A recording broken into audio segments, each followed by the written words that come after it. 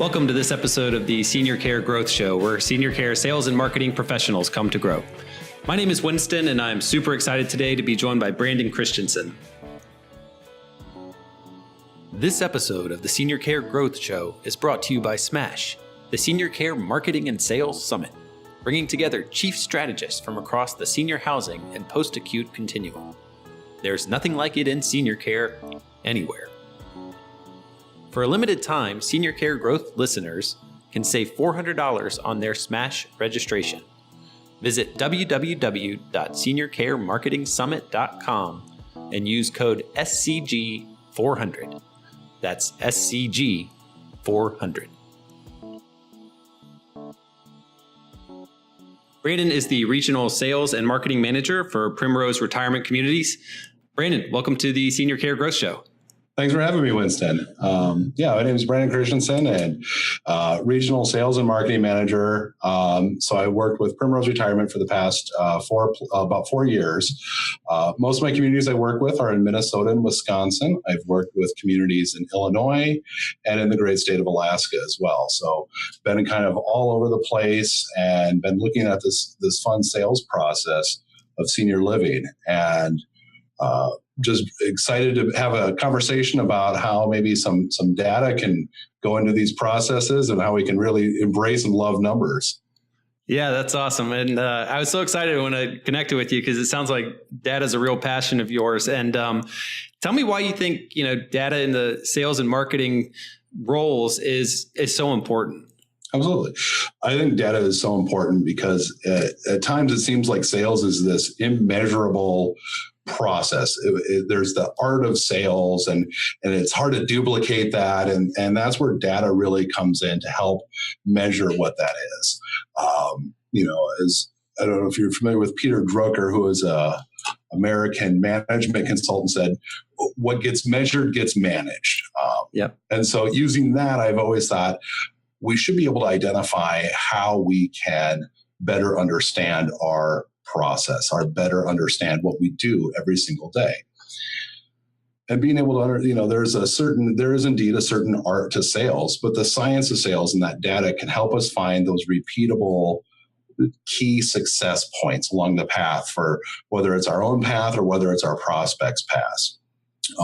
So we use data a lot in measuring how our sales process works and how our different sales directors work through their process.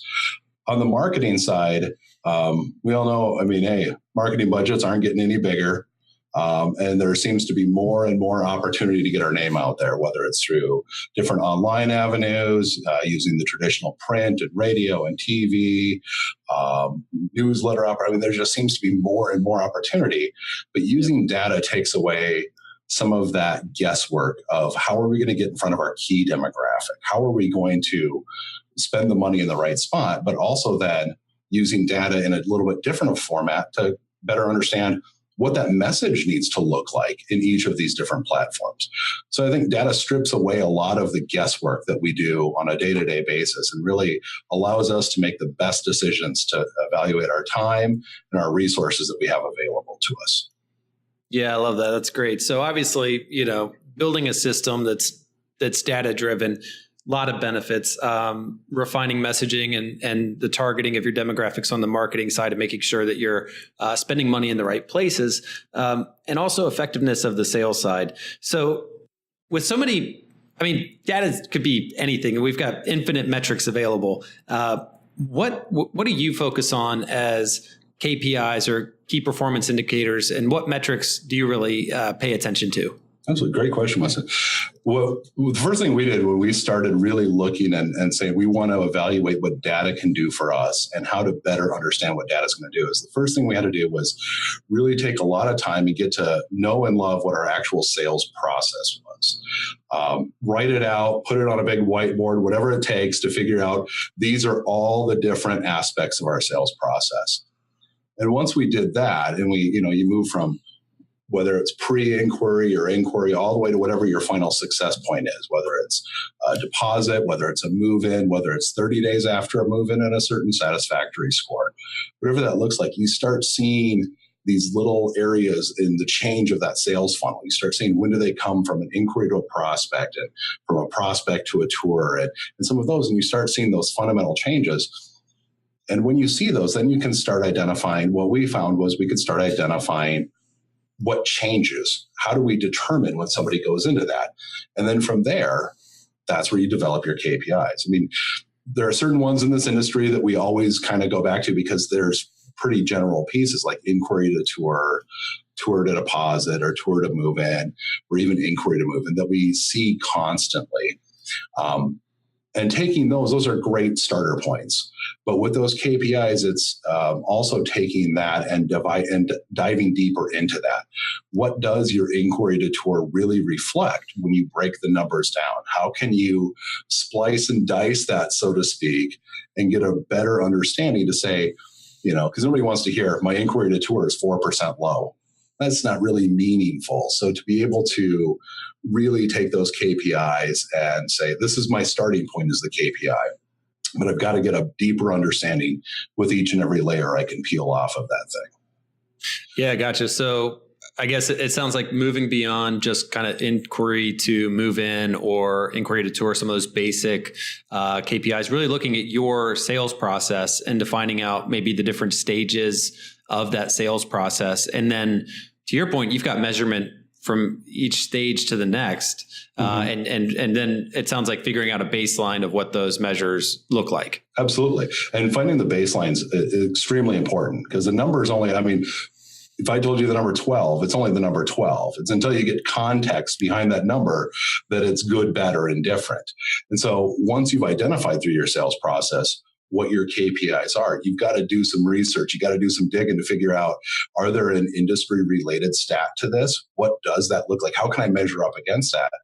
And if you get into some really crazy ones where you're really diving in deep, maybe you have to look at your own company's history, your own company's performance to say, how do I stack up against everybody else in my company? Or how do I stack up with how I was doing this 6 months ago or a year ago or even yesterday, to really hold yourself to a measuring stick? Because again, that number can be reflective of part of your process, but unless you know if that's a good or a bad number, it doesn't really do much for you. And then on that, to kind of dovetail away from that, one of the things that we really look at with that is we don't want data and KPIs to pigeonhole our sales directors. It's not, the intent is not to make a bunch of robots that do everything the same exact way. It's to understand that we're all people and we're all going to do this a little bit different. And that's okay. There's a lot of ways to succeed in sales. And so it's not necessarily holding yourself necessarily against the industry average, but understanding that that is a benchmark. But if I do this in accordance to that KPI and I hold that steady, I can still find improvement without having to change that KPI. Yeah, I love that. So I think the value of having those benchmarks in the context of the numbers is so important. One question for you, and as you were talking about kind of the different stages of the sales process, how many is too many stages, or like what's a good number of kind of different phases in that sales cycle? I'd imagine if you got too detailed, you could get lost in the data. Absolutely. Yeah. You don't want to become overwhelmed and having to deal with just numbers all the time. And so like for ours, I think we only have maybe 5 total spots in the sales process or in the sales funnel that we're really evaluating a key change on. Because we can go into each of those 5. I can give you an anecdote of a community I was working with. We were looking and we saw that our inquiry to tour wasn't where we wanted it to be. And so we decided, okay, we got to figure out what's behind this. And we started peeling away some of those layers. And we said, okay, so first thing, who are the people who are actually touring? Let's identify our success points. And we found out a certain demographic of ours was touring very, very well at our building there. Always coming in for tours. It was an easy close. We found out this other key demographic just wasn't.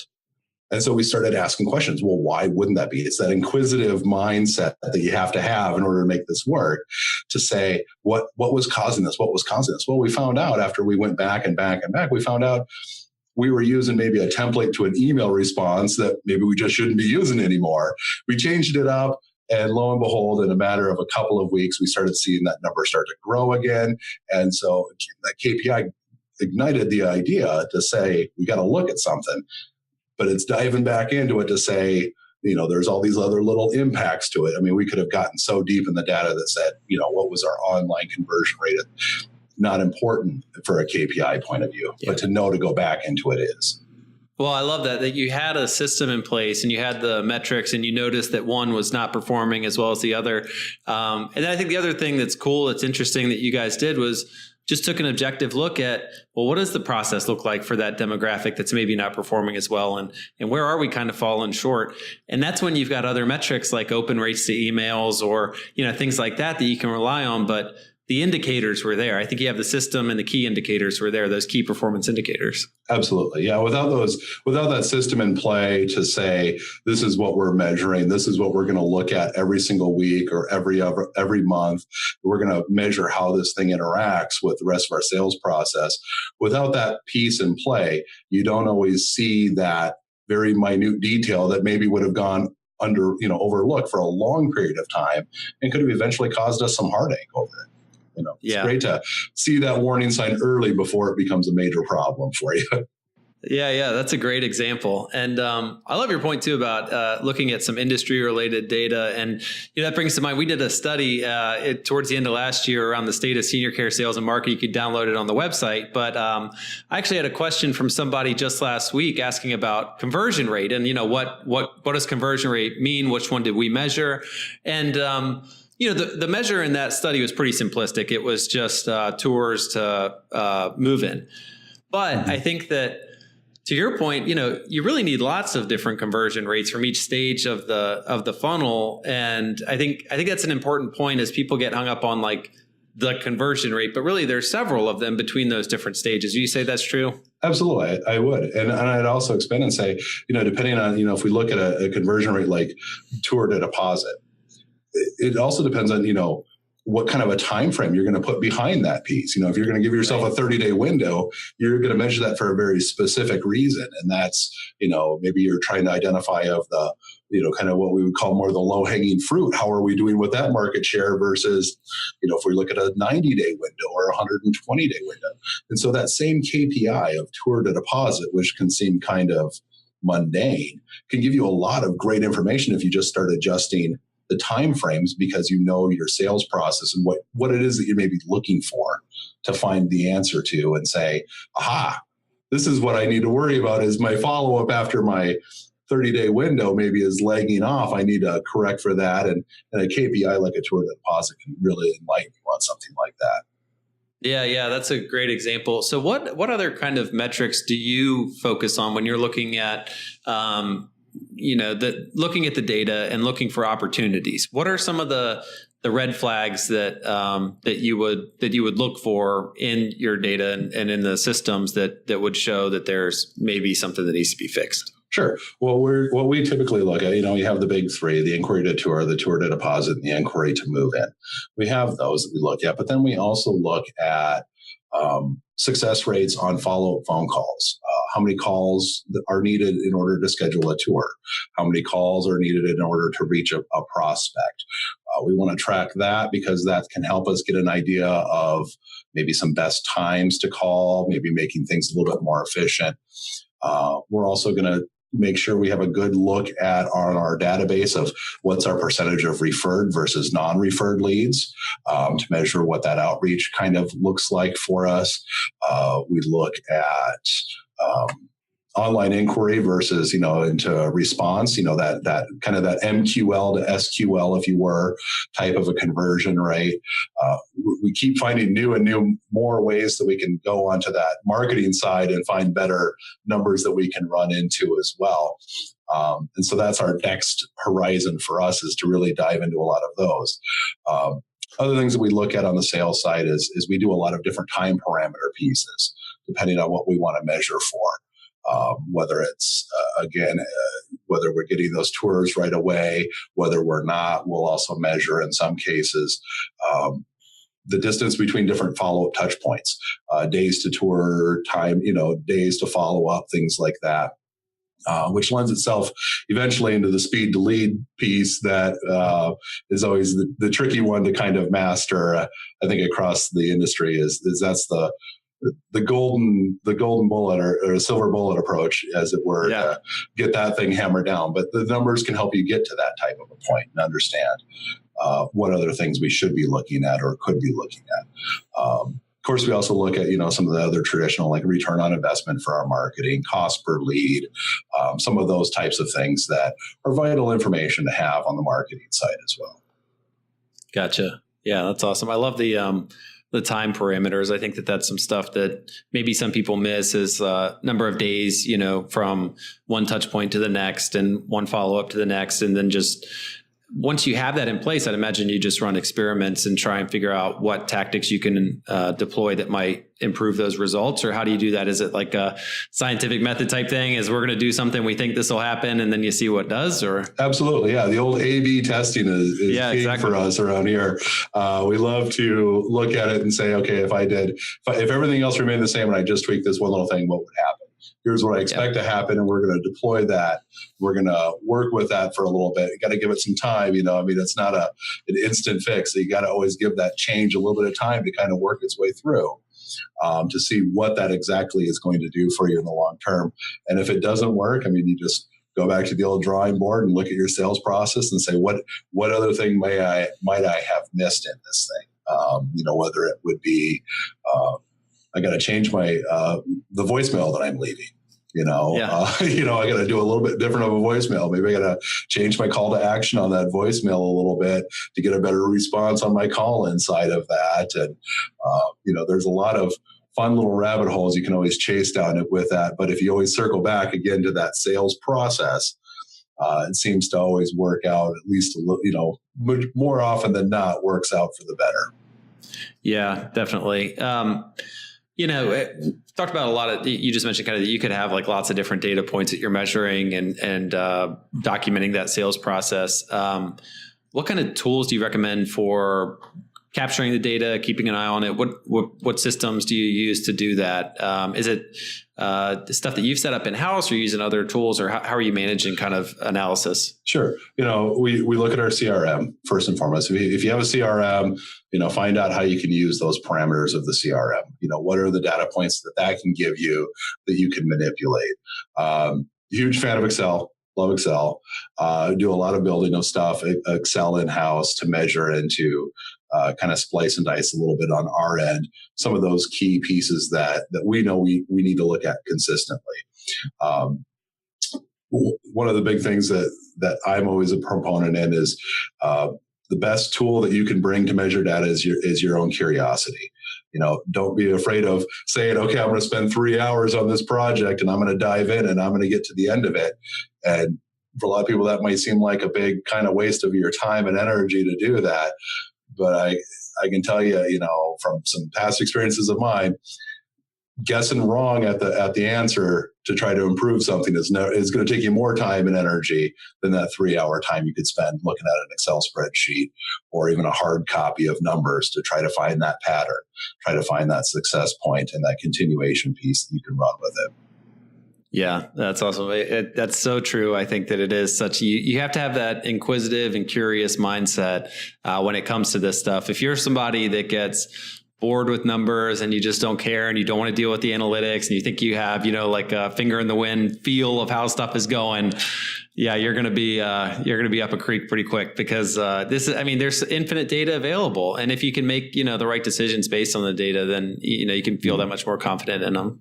Yep, absolutely. And, I know not everybody always loves numbers or loves to have a conversation about numbers, which circles us back a little bit. On the regional side, my job is to coach sales directors about this. Yeah. And if you're kind of in that type of a world, it's then about taking these numbers and saying, okay, what's the real world application? Because if I say I got to go from 12 to 14, that's kind of meaningless to a lot of people. So looking at those KPIs and then saying, how can I dissect this and then say it in real people words, not just Excel words, what I need to have happen out of this is a crucial last step in any of the data or any of the KPI management is how can you take that and say in a very short one sentence type of answer, if we target this type of person, this is what it's going to mean for us. Right. And to be able to circle it all the way back to that is vitally important. Yeah, that's such a good point too. It's not just the data, but it's the explanation of the data to people that are that may influence it in some way.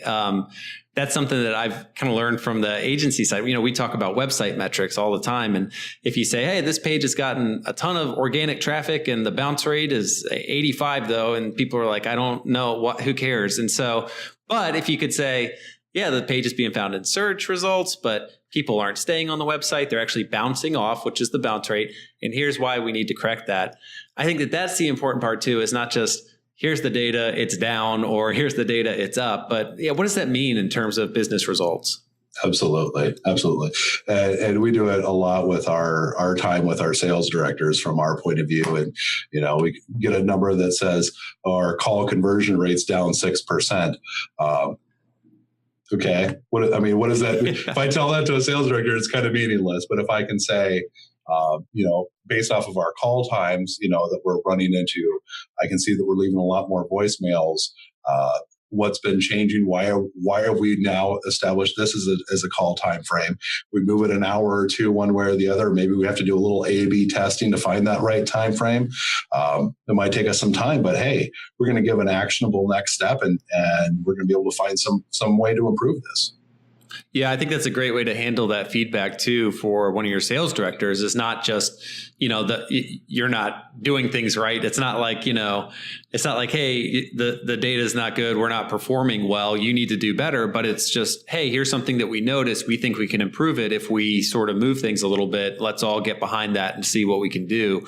It's a great way to handle that. That's a really good way to give the feedback. Yeah. And it keeps the focus on the results too, when you give feedback that way, rather than the ever fun conversation. I know we've all been told in a sales environment at some point, you need to make more follow-up phone calls. I think we've all been told that at some point in our lives. It's kind of irrelevant. It's kind of meaningless. Like, okay, I'll sit here, I'll make 25 phone calls that aren't going to go anywhere just to show you I made more follow-up phone calls, right? But if we can say, hey, your follow-up phone calls are leading to a great amount of tours, and this is how, and you can kind of show them how that piece is, how all of those data points connect, it makes it so much easier to understand what you're actually trying to accomplish with each and every dial of that phone call. Yeah, well, Brady, that's a great point. I didn't think we'd get on to kind of like the management side of this, but I think that's like such a perfect example of how to give someone feedback that kind of encourages them to do something the right way versus, my boss is bearing down on me, he wants me to call even more people. But the way that you delivered that, I thought was great is, we've seen that the people that you call end up showing up for tours at a pretty high rate. You're doing a great job. We want you to do more of that. That's just such a different message. And I think that, again, keeping it focused on the data and the results is such a good kind of leverage point for any manager, anyone in the organization, really, to keep people focused on the goal, which is to increase revenue for your organization. Absolutely. Yeah, that's great.